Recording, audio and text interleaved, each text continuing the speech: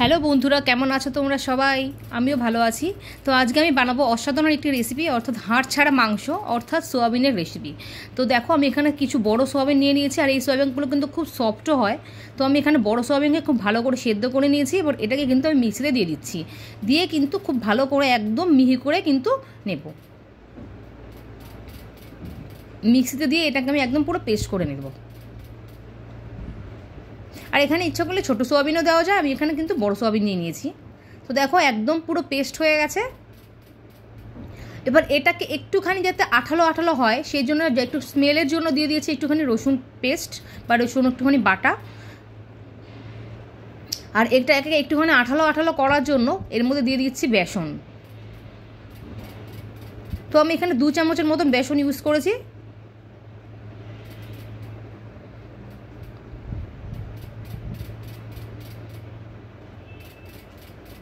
আর দেখো, এখানে দিয়ে দিচ্ছি পরিমাণ মতো লবণ।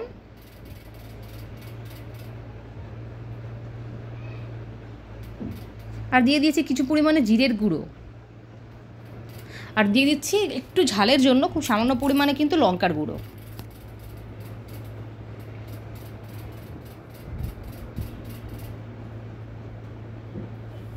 আর এই বড়াটা যাতে একটুখানি ফুলে ফুলে ওঠে, সেই জন্য আমি এখানে একটা ডিম ইউজ করছি, কিন্তু ডিমের কুসুমটা কিন্তু আমি এখানে দিইনি, ডিমের সাদা অংশটা কিন্তু আমি এখানে দিয়ে নিয়েছি।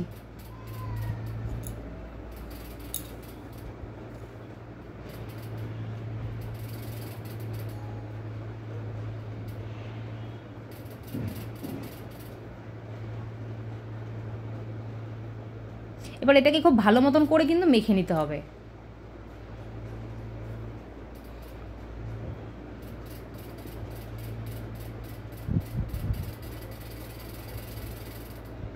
আর এটাকে যতক্ষণ ধরে ফ্যাটাবো যত বেশি ফ্যাটানো যায় তত কিন্তু বেশি ফুলে ফুলে উঠবে। এবার যেহেতু বড়ার জন্য যতখানি তেল আমার দরকার, একটুখানি বড়ার জন্য কিন্তু বেশি তেল না হলে কিন্তু ফোলে না। তো আমি একটুখানি তেল দিয়ে নিয়েছি, সেই তেলটা একটু গরম হয়ে এসছে। এবার কিন্তু আমি ওই সোয়াবিনের পেস্টগুলোকে কিন্তু বা যেরকম মাখলাম আমি সেটাকে কিন্তু এবার ভেজে নেবো। দেখো, আমি একটুখানি বেশ একটুখানি বেশ মোটা মোটা করে ভাজার চেষ্টা করব, দেখা যাক মোটা হয় কি না। এবার বড়াগুলোকে কিন্তু ভেজে নিচ্ছি।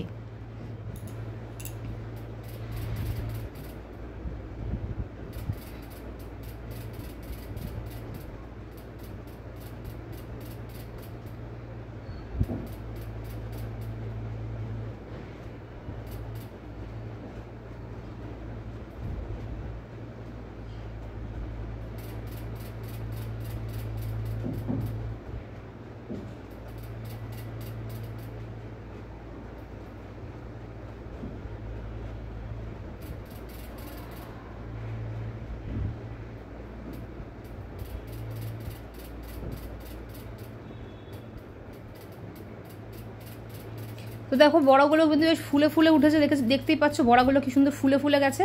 এবার বড়াগুলো কিন্তু আমি এবার আস্তে আস্তে করে তুলে নেবো।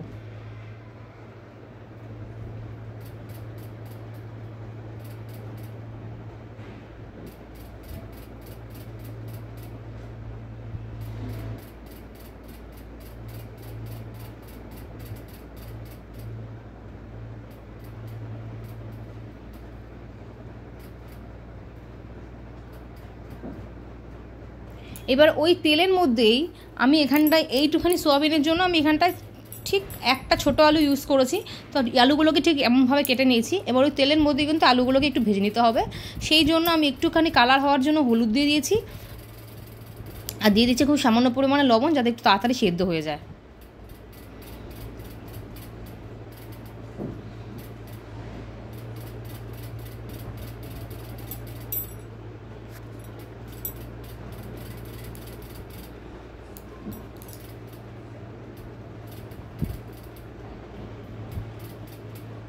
এবার এর মধ্যে দিয়ে দিচ্ছি আমি একটা গোটা শুকনো লঙ্কা, দিয়ে দিচ্ছি অল্প পরিমাণে খুব সামান্য পরিমাণে জিরে। আর এখানে দিয়ে দিয়েছি আমি এখানে এর জন্য একটা বড় সাইজের, খুব বড় না মিডিয়াম সাইজের একটা পেঁয়াজ ইউজ করেছিলাম। পেঁয়াজগুলোকে কিন্তু খুব কুচু কুচু করে কেটে নিয়েছি, সে পেঁয়াজগুলোকে দিয়ে দিয়েছি। দেখো, পেঁয়াজগুলো একটু লাল লাল হয়ে এসছে। এবার এখানে দিয়ে দিচ্ছি আদা রসুনের পেস্ট, দিয়ে দিচ্ছি জিরে গুঁড়ো, কালারের জন্য শুকনো লঙ্কার গুঁড়ো, দিয়ে দিচ্ছি ধনের গুঁড়ো পরিমাণ মতন, আর দিয়ে দিচ্ছি স্বাদ মতন লবণ।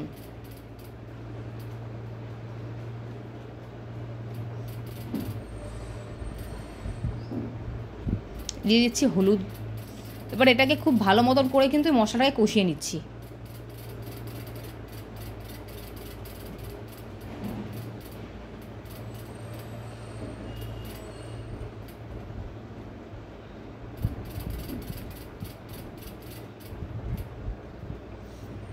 দেখো মশলা থেকে কিন্তু প্রায় তেল ছাড়তে শুরু করেছে। এবার দিয়ে দিচ্ছি খুব সামান্য পরিমাণে জল। এবার দিয়ে দিচ্ছি এই বড়াগুলোকে এবং ভেজে রাখা আলুগুলোকে।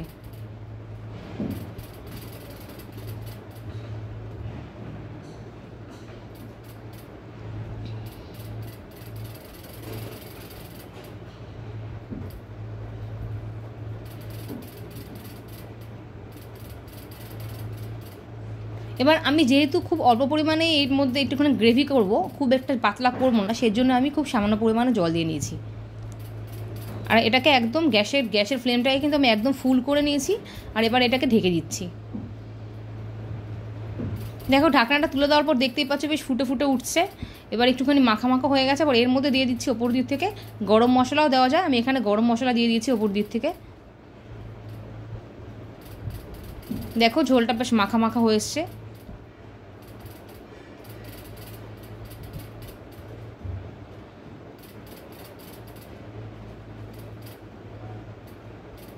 দেখো আমার কিন্তু এই রেসিপিটা কিন্তু পুরো তৈরি হয়ে গেছে।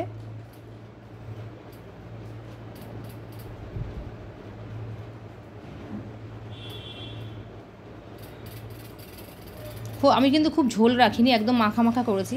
এগুলো কিন্তু মাখা মাখায় বেশি ভালো লাগে খেতে।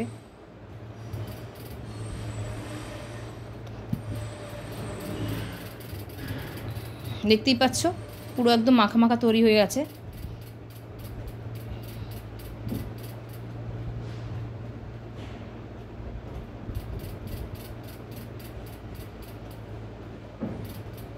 এবার এটাকে তুলে নিচ্ছি। দেখো আমার এই রেসিপিটা তৈরি হয়ে গেছে। তো তোমরাও কিন্তু বাড়িতে এই রেসিপিটা রান্না করে ফেলতে পারো। তো এই রেসিপিটা রান্না করে কিন্তু আমাকে অবশ্যই কমেন্ট বক্সে জানাবে যে কেমন হয়েছে খেতে। আর আমার এই ঘরোয়া রান্নাগুলো যদি তোমাদের ভালো লেগে থাকে আমার চ্যানেলটিকে কিন্তু অবশ্যই সাবস্ক্রাইব করো এবং ফেসবুক পেজটিকে কিন্তু ফলো করো। Thank you.